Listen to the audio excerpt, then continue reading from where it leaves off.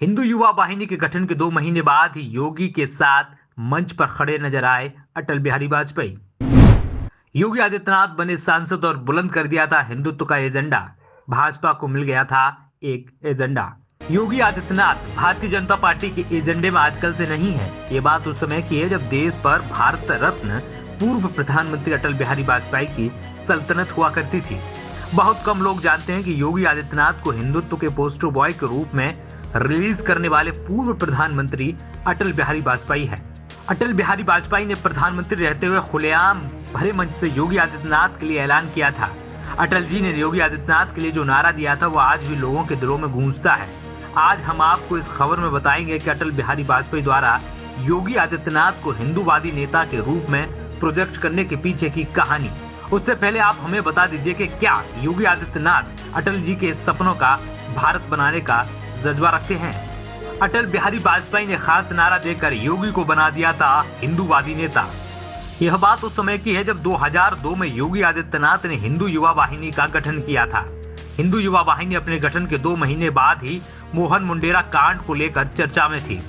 15 जून 2002 को कुशीनगर के जिले के राजभर समुदाय की एक लड़की की रेप के बाद सुलेमान नाम के शख्स ने हत्या कर दी थी। लड़की के भाई ने न्याय मिलने तक अंतिम संस्कार करने से मना कर दिया। जब उसे न्याय नहीं मिला तो वह योगी के दरबार में पहुंचा। योगी ने 19 जून 2000 को उस गांव में जाने का ऐलान कर दिया। यह सुनकर उस गांव के सभी मुसलमान अपना घर बंद कर भाग गए।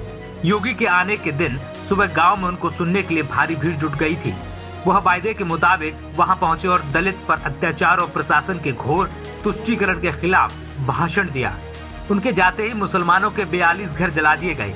इस पहल ने तेज तर्रार हिंदूवादी नेता के तौर पर योगी आदित्यनाथ की छवि को मजबूत कर दिया। एक राजनीतिक दल होने के नाते भाजपा कभी कभार हिंदुत्व के एजेंडे पर समझौता कर लेती थी, लेकिन राम जन्मभूमि जैसे मुद्दों पर योगी की सोच स्पष्ट थी। योगी अपने समर्थकों से अक्सर कहते थे कि उनका और भाजपा का एजेंडा हमेशा एक सा नहीं हो सकता और कभी समय आया तो वह निर्णय लेने में 1 मिनट भी नहीं लगाएंगे। उसके बाद तत्कालीन प्रधानमंत्री अटल बिहारी वाजपेयी महाराजगंज में चुनाव के समय आसपास के निर्वाचन क्षेत्रों में प्रत्याशियों के पक्ष में रैली करने आए थे। वह गोरखपुर में उतरे लेकिन मंदिर नहीं गए।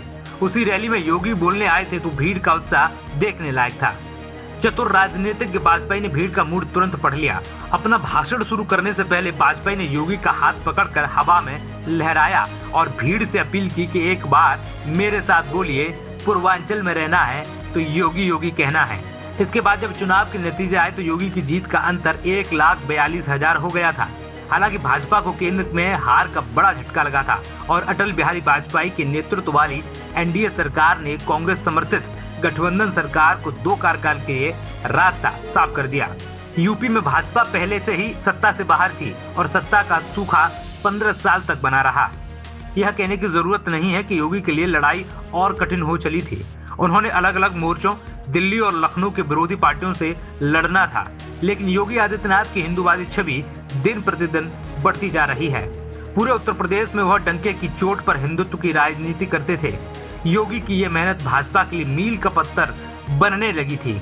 उस वक्त शायद किसी ने सोचा भी नहीं होगा कि 2017 में योगी आदित्यनाथ प्रदेश के मुखिया बनेंगे।